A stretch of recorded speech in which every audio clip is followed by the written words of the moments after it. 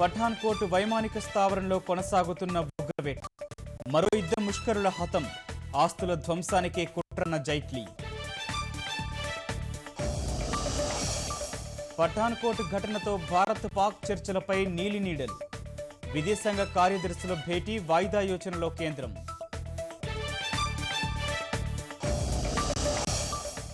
బంగాల్, మణిపూర్లో భారీ భూకంపం. 10 మంది మృత్యువాత, 200 మందికి గాయాలు.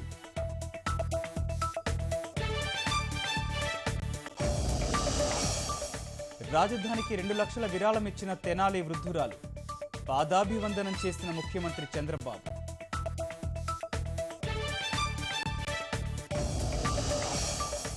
తుళ్లూరు సమీపంలో తాత్కాలిక సచివాలయం, అసెంబ్లీ నిర్మాణం.